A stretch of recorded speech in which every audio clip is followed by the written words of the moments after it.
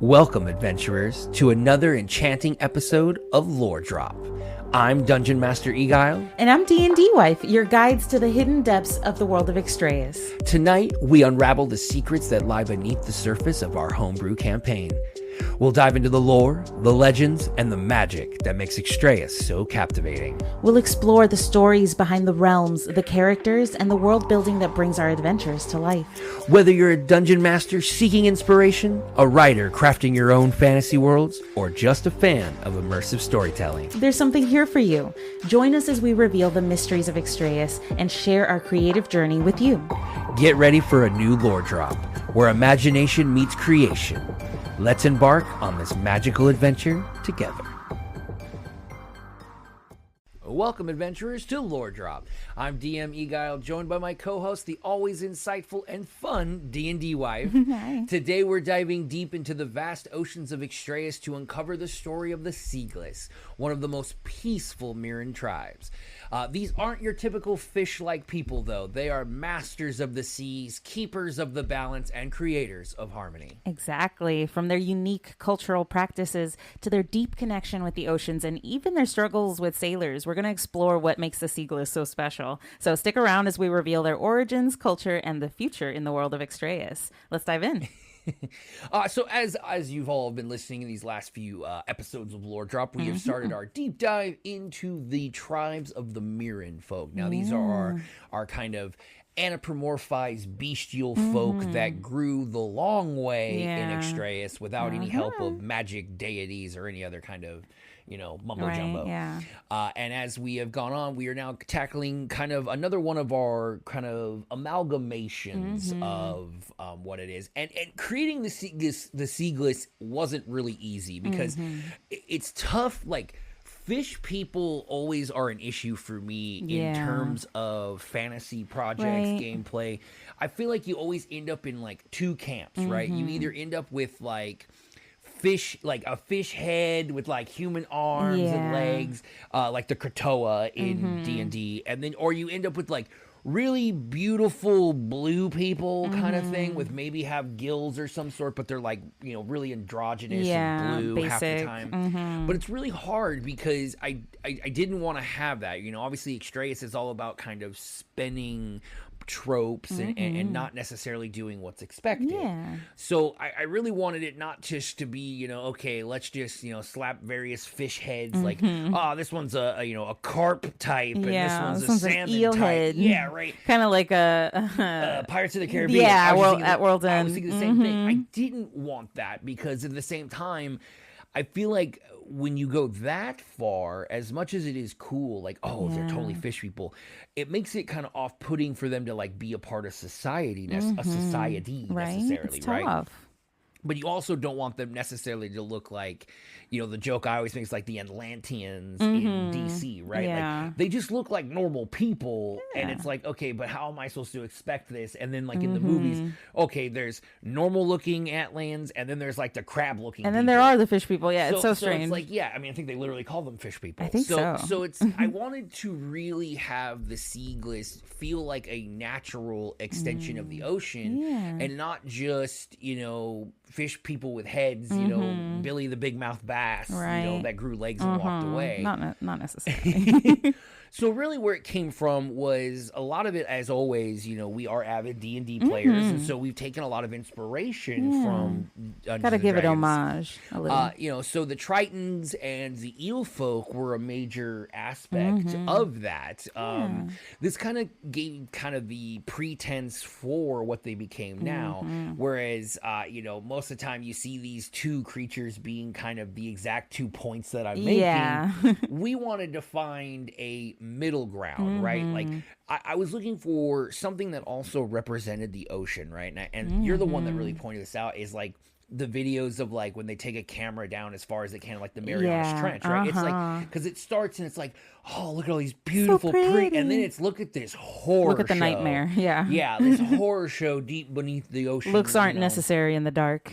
So we kind of settled on this kind of amalgamation, right? Like, so they're kind of this pseudo with these kind of large dark eyes, and they have some of like these kind of fish-like, whether it's kind of the more gaping maw, but they have kind of almost like a pseudo form of a human and a fish, rather than just being like. But because there's different variants and different types, they kind of all assume different looks. So, for instance, as a quick, shout out, like the bluer Seagless kind of have more of this like almost like wavy look to them. They kind of have tendrils that hang down a little bit from their bodies, almost like kind of jellyfish in nature. Like Man of Wars or something. Yeah, and so they have much more smooth bodies, so they don't really have scalings. But reds, on the other hand, have more of like jagged kind of scaling across their body. They look more like lobster shells. Like a traditional kind of scale system, where the other one were blue, though they are the same, have more of like a soft kind of like a dolphin type kind of smooth skin. Oh, okay. Or like a shark. Oh, gotcha. I see.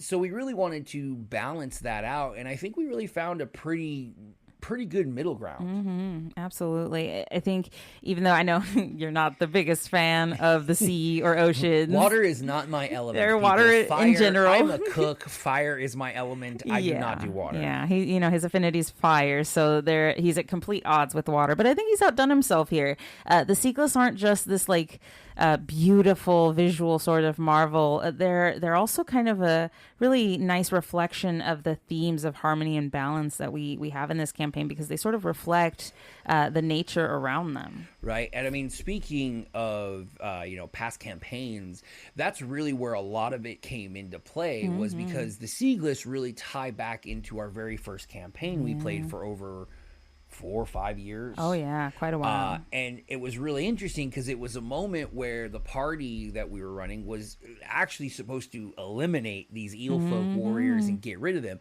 But instead, the party decided to make friends after learning of kind of the plight. And that really stuck with me, because essentially what was supposed to be cannon fodder, it ended up becoming this culture, these people that the party kind of latched onto, and throughout the campaign continued to try to find ways to help them out and kind of essentially create a balance, and ended up negotiating like territory rights for them, and ended up finding out like the attacks related to lack of food and all this other stuff.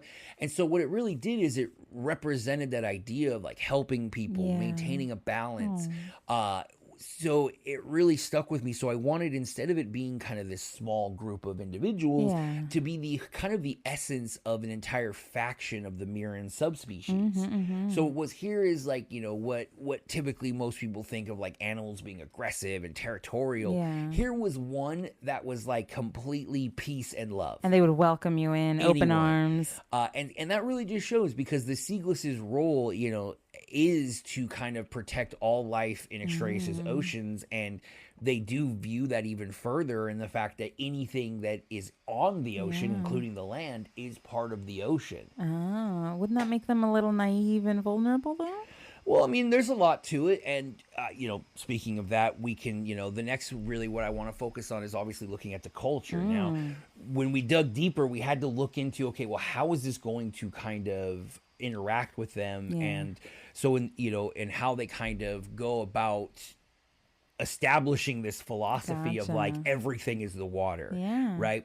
It's kind of, it's a lot of like creation stories, just like, native tribes talk a lot about like the turtle in the world and that kind of stuff. They kind of have that same belief, but that Extrayus is entirely an ocean that is just merely holding on to these large, these large plates of land. The land is just islands on the ocean. And there's much reasons, and we'll get into that a little further down, as where that kind of plays into their peaceful nature, because for them, everything is part of the water, right? So because of this, I really wanted to make them, in terms of their culture holistically, have kind of the same personality as the ocean. Now, obviously, I'm not a sailor. I'm not the person, and I happen to, I've seen, I've seen Forrest Gump. I know that the oceans can be vengeful. But generally speaking, the oceans itself are a gateway of life, are a sanctuary. It protects millions of species under the bed of the water, right? They can And be volatile, that's but yeah. what I wanted to key in on when it came to their culture. Teeming life underneath. Yeah, so really, before like politics or anything, when they were just really starting out, they were kind of, to me, also like traits like a dolphin. Yeah. Where if they saw someone happen to fall off a cliff, even if they didn't know if the creature was going to attack them, they would instinctively want to save them. Wow. They would go out of their way to return them to the coast and then would go off into the water. A lot of like those old mermaid tales of shipwrecked sailors who found themselves suddenly, saved by taken beautiful to the damsel. coast out of nowhere. Yeah. So that is a lot of incorporated into the Seagless's kind of originating personality. That's really lovely.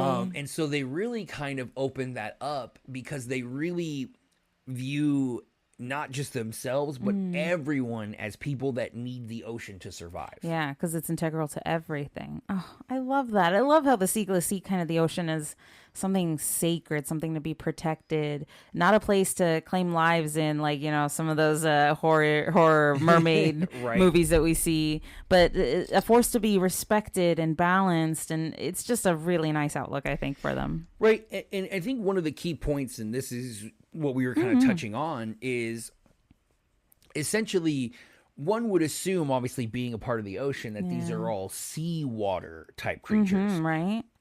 But that's not the case. They are just water-based creatures. So what in reality is they've actually, over all this time of development, they've actually found all of these hidden currents and tunnels, much like it's kind of like I always look at like the Finding Nemo with the stream they kind of go into. the currents. But these actually go into and around the continents to various sources of water throughout the lands of Extrayus. Yeah. So they may be able to enter from, say, somewhere off the coast and end up in a inland body of water. Whoa. And be able to basically arrive anywhere as long as there's a large enough body of water. And there's water for them to swim through. Exactly. And it's kind of funny because in actuality, it's kind of a version of like fast travel. Yeah. As the eel folk, given their obviously ability to breathe Seagless. Underwater, or the Seagless, thank you, still adjusting to all these new names, they're able to traverse these tunnels at incredible speeds and get to a lot of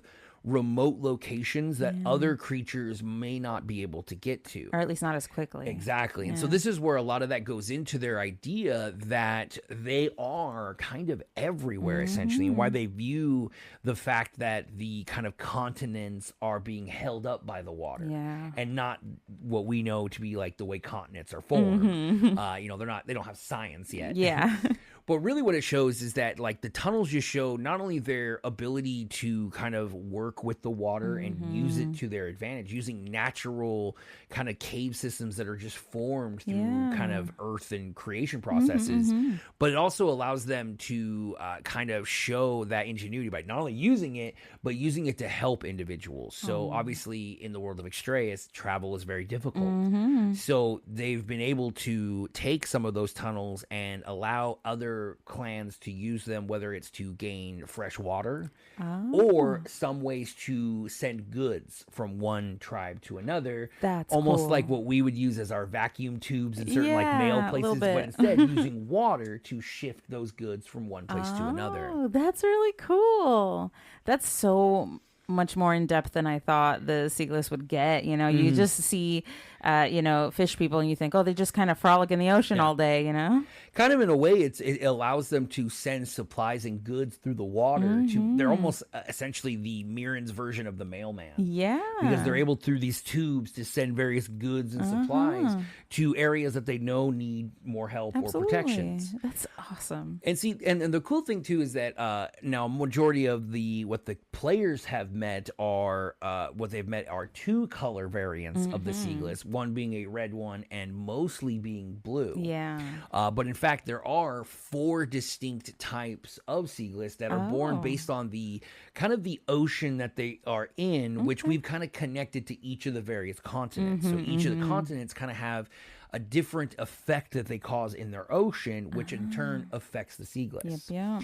Okay. So those who are basically born within the Mirren Ocean, kind of the home ocean, they have that blue kind of smooth like skin, right? So they have that kind of more jellyfish like look, which is symbolizing that kind of calm and depth and serenity that the Mirren's oceans give. Okay. But then you have the red. Now they're the more aggressive. They tend to have these kind of red sharp scales. They tend to look more fish-like in nature because of that. And it's because they're born within like the turbulent and violent waters of the Scalekin, where all the islands kind of change up a lot of the currents, which causes these changes. So they need to be a little tougher. Right. And that kind of reflects essentially the kind of more aggressiveness that those type of Seagless get. Then you have the purple. Now, these are from the Elam Oceans. Now, the Elam Ocean is just a tide of just elemental primal magics and powers, right?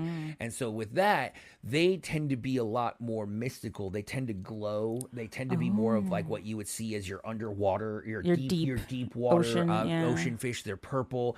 Their eyes tend to be more grayed out as they do not really rely on vision, given that they are more used to kind of, because the waters are so turbulent, they are required to live much deeper under the water, as every now and then, ice cold could freeze the water over, or lava could be pouring into the surface. And so they've adapted to living in the extreme depths to avoid the elemental kind of pressures of that continent. Or like those crazy freezing fingers that I've seen. Yeah, when I showed you those things are so crazy. cool. Yeah. And then you have the last that are born near the Hume lands, and these are the yellow, and these ones are very similar into the blue, though these have, given their yellow nature, have more biokinetic abilities, as they are able to generate sparks and electricity. A little bit like Breaky. Given the infusion of just kind of the magical arcane energies that are in the Hume lands. As a byproduct of that, they seem to have more of like an electric personality, but they tend to be kind of very short fused. I see. But the one big one to look at is essentially now I call it tide callers, but it really is just a tide caller. Yeah, it's just one. And that among all of the Seagless, every so often one is essentially chosen by the ocean itself. They become a lot like the spiritual leader, as they are able to command the power of the ocean at a much greater degree. Now, most Seagless are able to kind of manipulate the water, much like the Ruka that we spoke before, where it's very small in nature. They're used to propel themselves. Yeah, where the earth loves the Ruka, the water loves the Seagless. But the difference, though, unlike the Ruka, who all give up a little bit to empower their chieftain, this is something that is just completely random and out of the blue, in that a random Seagless will just be born and will receive kind of this strange communique from the ocean. They can just hear what the ocean is saying. Oh, they're Moana. A little bit. I made this before Moana came out. Yeah. But it is that kind of connection that they have. And because of this connection, they are able to do things like manipulate the weather, change large currents of water. That's amazing. As well as manipulate large quantities of water. Yeah, I'd like to see Moana do that. And so they are, but in essence, they aren't necessarily the chief. They are, and they can come from any of the four species or the four subtribes. Okay, so they're not always blue. It's not linked to a specific one. It very much is a random effect that, even to this point in the story, the Seagless can't really ascribe to why this is occurring. It just happens. Wow, that is just such an interesting concept. That it's obviously because I want to know more, but we can't, because it's such a mystery to even the Seagless themselves. But it's like the ocean has this voice, and the tide callers are the mouthpiece. They're the ones who are intended to sort of let everyone know what the ocean thinks. That's a great connection right there. Yeah, and like you were saying, like Extrayus is such a cool world in that it's a growing, living world in itself. So as much as we're like, oh, we have all this lore, well, it hasn't been birthed yet because it really is developing as the players interact with them and as the world interacts with it. And so, yeah, we could be having this conversation next year and we could find out a lot more that we've learned just from playing the story. Yeah, I'm so excited to see what else happens with the Seagless. You know, there's a bunch of different contentions for what could happen. And that's always tough, you know, right? And that's like the last kind of section is always looking at like the future. So like the future of the Seagless is kind of interesting when looking at them currently right now in the current story. So one of the unique little things with the Seagless is that obviously they're very much livers of the ocean. They live underwater. But as the other nations slowly started to develop and create things like boats, it created this kind of interesting dynamic to the Seagless as they could see these foreign objects, not living creatures, but they are traveling upon the surface of the water. And so in the early interactions, when the Seagless first started kind of seeing this, it started to, over time, that kind of fascination started to kind of evolve into kind of more of like that spiritual reverence, right? You know, for the Seagless, it wasn't, you know, that boats were just like these vessels. They were like these like holy machines that were able to just traverse across the ocean surface and that didn't have to deal with the currents, and they used wind in order to move. You know, they were not swimming in essence. They were traveling across the surface. And so almost flying. They really started to really worship these. And in the early, it was very much like deity status in the very early development Boats cycle. were a proto-deity for them. Right, of Seagless. And it took a while, but it did create the early connections where, you know, sailors who were falling into the water or capsizing would see Seagless because they would be prone to following these ships, you know, all throughout the water as they're just kind of mystified. And so when they would see individuals fall off the ship, it was like, oh no, these are, you know, God children, like they're just falling out. I have to save them. Yeah, they must have made a little mistake. You know, but, you know, because their interactions with sailors started happening more frequently, and as we all love with, you know, sailors' life, we all know that sailors love them some grog, right? Some booze, like they love their booze. You know, Jack Sparrow. We all know how he loves his how rum. He survived on the, you know, the island. But because of that, it created a weird, unique system. As here are these people they believe to be the children of these gods, god essentially, vessels, and now they offer up a unique liquid, just like an the ocean's ambrosia. water. And so it's a tragic part of their story. So really what started as like a curiosity about, you know, these sailors and on these machines, these vessels of godliness, and then it turned into a real freaking problem. And that these like alcohol has really kind of disrupted that nature, their peaceful nature, and has kind of almost started making them forget things as essentially they don't really know. I mean, alcohol is not something that they're used to, and it gives them a certain stimulus. Just like it's essentially like if you gave Amish sugar cookies, you know, they don't know. They're gonna go off the walls. walls. Thing. And so because of that, and as we know, the sailors, aka pirates, started using that to manipulate the Seagless because you need it, right? So work for us. That started to cause these issues because essentially everything was being traded for these various types of alcohols, which then would be consumed, and then more things would need to be done. And those darn pirates.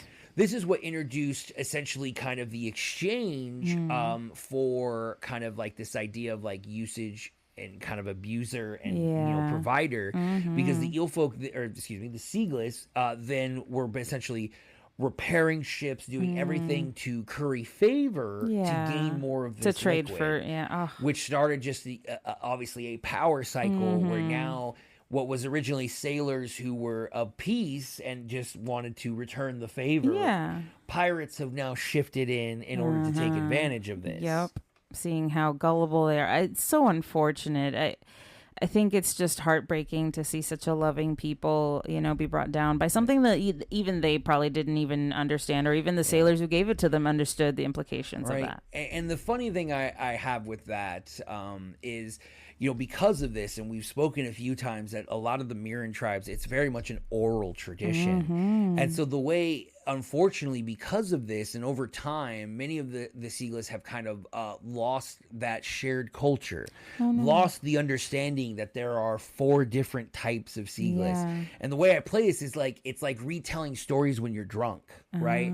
They start to change over and over again. You're not quite telling the story correctly. And so when your elders are being intoxicated and they're telling you like, I remember this time, and and they're not really recalling correct facts. That's what's caused a lot of the information to get lost, to the point where now they don't even, tide callers who are listening and hearing don't even know what a tide caller are. They just think they're crazy exactly. Touched. And they don't know, they're just hearing voices because that knowledge, that culture has kind of been drunkenly erased. It's essentially like drunk history, pretty much, where they have a very kind of now bastardized version of their own personal history. It's like loosely based, but it's so heartbreaking to think how much they've lost because of something that was clearly just an unintended side effect of what was peaceful interaction to begin with. But it also, I think, sets us up for a really nice story where they can rediscover who they are. They can heal from these sort of broken, like you said, families are being broken up, generations are being broken up over this. So I think it can really help the tribes come back together. I really hope so. Yeah.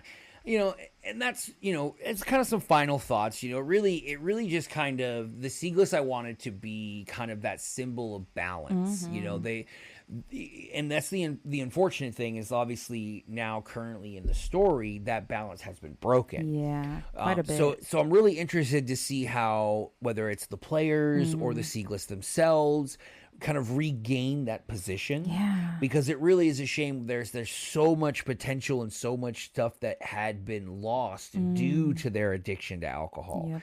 So by seeing that potentially maybe be removed, it could really see them be for the better, right? The Seagless really reminds us and my players and also everyone hopefully who hears this that of the importance of harmony, right? Like not just nature but each other, right? So their story is one of hope and resilience, right? So they've always been ones to help, and then it's like that you helped too much and now it's hurting you. And so it's really kind of that story of like, okay, are they going to learn they need to also now help themselves before, or are they going to come crashing and down because they're always going to be giving themselves away for another, another group, another people? Oh, no. Oh, this is, I think, why campaigns are so important. And I just want to encourage our players and other DMs as well, other players, just to explore kind of where your own homebrew races go. But for us, especially the Seagless's role in maintaining the balance in the world and connecting like those disparate parts, I think they're going to play a really important part, and I can't wait to see where that goes. Oh yeah, it's going to be good, and it's one of those things where they're one that I'm really holding out for, that hopefully they get a little better story as it goes on, but because of the living, breathing essence of Extrayus, who knows? Yeah, I'm super excited. Thank you so much for joining us on this underwater journey. The Seagless have shown us how peaceful strength and harmony can create beauty even in challenging times. And remember, we'd always love to hear your thoughts on the Seagless. Don't forget to like, review, and join us on Discord to share your ideas and connect with the Lore Drop community. Until next time, keep exploring that world of Extrayus. And that brings us to the end of this episode of Lore Drop. We hope you enjoyed exploring the rich lore and magic of Extrayus with us. But the adventure doesn't have to end here. Join our Couple of Nerds Discord community to dive deeper into the world of Extrayus, share your own stories, and connect with fellow adventurers. And don't forget to check out the Couple of Nerds YouTube channel. There you'll find all our content, from thrilling campaign highlights to miniature painting tutorials and more. We love hearing from you, so be sure to leave your thoughts, questions, and ideas. Who knows, your input might just inspire our next episode. Thank you for joining us on this journey through Extrayus. Until next time, keep your imagination alive and your dice ready. Stay curious, stay creative, and may your adventures be ever wondrous. See you in the next Lore Drop.